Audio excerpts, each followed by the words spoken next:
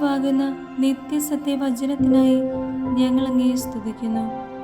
യേശുവേ, അങ്ങയുടെ പരിശുദ്ധാത്മാവിനെ നൽകി അങ്ങയുടെ മാഹാത്മ്യം കാണുവാൻ ഞങ്ങളുടെ ഉൾക്കണ്ണുകളെ തുറക്കണമേ. വചനമനുസരിച്ച് അങ്ങയുടെ സാക്ഷിയായി ജീവിച്ച് നിത്യജീവിതത്തിന് ഞങ്ങളെ അർഹരാക്കണമേ. ആമേൻ. വിശുദ്ധ പൗലോസ് ശ്ലീഹ തിമോഥെയോസിന് എഴുതിയ 1-ാം ലേഖനം 1-ാം അധ്യായം 1 മുതൽ തിരുവചനങ്ങൾ. അഭിവാദനം. നമ്മുടെ രക്ഷകനായ ദൈവത്തിൻ്റെയും നമ്മുടെ പ്രത്യാശ യേശുക്രിസ്തുവിൻ്റെയും കൽപ്പനയാൽ യേശുക്രിസ്തുവിൻ്റെ അപ്പസ്തോലനായ പൗലോസ്, വിശ്വാസത്തിൽ എൻ്റെ യഥാർത്ഥ സന്താനമായ തിമോഥെയോസിന് പിതാവായ ദൈവത്തിൽ നിന്നും നമ്മുടെ കർത്താവായ യേശുക്രിസ്തുവിൻ്റെ കൃപയും കാരുണ്യവും സമാധാനവും. വിശ്വാസം സംരക്ഷിക്കുക. ഞാൻ മക്കദോനിയയിലേക്ക് പോയപ്പോൾ നിന്നോട് ആവശ്യപ്പെട്ടതുപോലെ നീ എഫേസോസിൽ താമസിക്കുക. വ്യാജ പ്രബോധനങ്ങൾ നൽകുകയോ ഐതിഹ്യങ്ങളിലും അവസാനമില്ലാത്ത വംശാവലികളിലും ശ്രദ്ധ ചെലുത്തുകയോ ചെയ്യാതിരിക്കാൻ ചിലരെ ശാസിക്കുന്നതിനു വേണ്ടിയാണത്. ഇക്കാര്യങ്ങൾ വിശ്വാസത്തിൽ ദൈവത്തിൻ്റെ കാര്യവിചാരിപ്പ് നിർവഹിക്കുന്നതിനു പകരം സംശയങ്ങൾ ജനിപ്പിക്കുന്നതിന് ഉപകരിക്കുകയുള്ളൂ. അവരെ കുറ്റപ്പെടുത്തുന്നതിൻ്റെ ലക്ഷ്യം പരിശുദ്ധമായ ഹൃദയത്തിലും നല്ല മനസാക്ഷിയിലും നിഷ്കപടമായ വിശ്വാസത്തിൽ നിന്ന് രൂപം കൊള്ളുന്ന സ്നേഹമാണ്.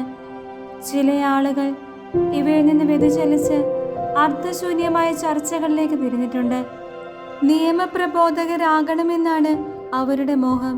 എന്നാൽ അവർ എന്താണ് പറയുന്നതെന്നോ ഏതു തത്വങ്ങളാണ് സ്ഥാപിക്കുന്നതെന്നോ അവർക്ക് തന്നെ അറിവില്ല. ഉചിതമായി കൈകാര്യം ചെയ്യുന്നെങ്കിൽ നിയമം നല്ലതാണെന്ന് നമുക്കറിയാം. നിയമം നിർമ്മിക്കപ്പെട്ടിരിക്കുന്നത് നീതിമാന്മാർക്ക് വേണ്ടിയല്ല, മറിച്ച് നിയമനിഷേധകർ, അനുസരണമില്ലാത്തവർ, ദൈവഭക്തിയില്ലാത്തവർ, പാപികൾ, വിശുദ്ധിയില്ലാത്തവർ, ലൗകികർ, പിതാവിനെയോ മാതാവിനെയോ മറ്റു മനുഷ്യരെയോ വധിക്കുന്നവർ, അസന്മാർഗികൾ, സ്വവർഗഭോഗികൾ, ആളുകളെ അപഹരിച്ചു കൊണ്ടുപോകുന്നവർ, നുണയർ, അസത്യവാദികൾ എന്നിവർക്ക് വേണ്ടിയും സത്യപ്രബോധത്തിന് വിരുദ്ധമായ എല്ലാറ്റിനും വേണ്ടിയുമാണ്. വാഴ്ത്തപ്പെട്ടവനായ ദൈവത്തിൻ്റെ മഹിമയുടെ സുവിശേഷത്തിനനുസൃതമായി എനിക്ക് ഏൽപ്പിക്കപ്പെട്ടിരിക്കുന്നതാണ് ഈ പ്രബോധനം. ദൈവകൃപയ്ക്ക് കൃതജ്ഞത. എന്നെ ശക്തിപ്പെടുത്തുന്ന നമ്മുടെ കർത്താവായ യേശുക്രിസ്തുവിന് ഞാൻ നന്ദി പറയുന്നു. എന്തെന്നാൽ തൻ്റെ ശുശ്രൂഷയ്ക്കായി എന്നെ നിയമിച്ചുകൊണ്ട് അവൻ എന്നെ വിശ്വസ്തനായി കണക്കാക്കി. മുമ്പ് ഞാൻ അവനെ നിന്ദിക്കുകയും പീഡിപ്പിക്കുകയും അധിക്ഷേപിക്കുകയും ചെയ്തുവെങ്കിലും എനിക്ക് കരുണ ലഭിച്ചു. കാരണം അറിവില്ലാതെ അവിശ്വാസിയായിട്ടാണ് ഞാൻ പ്രവർത്തിച്ചത്. കർത്താവിൻ്റെ കൃപ യേശുക്രിസ്തുവിലുള്ള വിശ്വാസത്തോടും സ്നേഹത്തോടുമൊപ്പം എന്നിലേക്ക് കവിഞ്ഞൊഴുകി. യേശുക്രിസ്തു ലോകത്തിലേക്ക് വന്നത് പാപികളെ രക്ഷിക്കാനാണ് എന്ന പ്രസ്താവം വിശ്വസനീയവും തികച്ചും സ്വീകാര്യവുമാണ്. പാപികളിൽ ഒന്നാമനാണ് ഞാൻ, എങ്കിലും എനിക്ക് കാരുണ്യം ലഭിച്ചു. അത് നിത്യജീവൻ ലഭിക്കാൻ യേശുക്രിസ്തുവെ വിശ്വസിക്കാനിരിക്കുന്നവർക്ക് ഒരു മാതൃകയാകത്തക്ക വിധം പാപികളിൽ ഒന്നാമനായി എന്നിൽ അവൻ്റെ പൂർണ്ണമായ ക്ഷമ പ്രകടമാകുന്നതിന് വേണ്ടിയാണ്.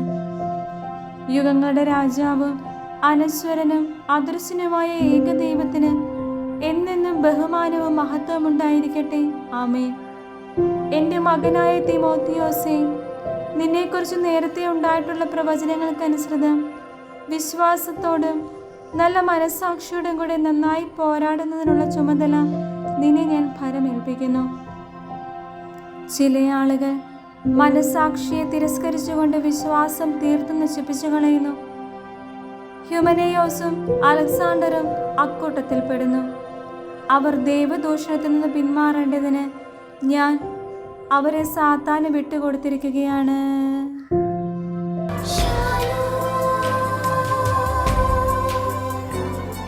Shalom.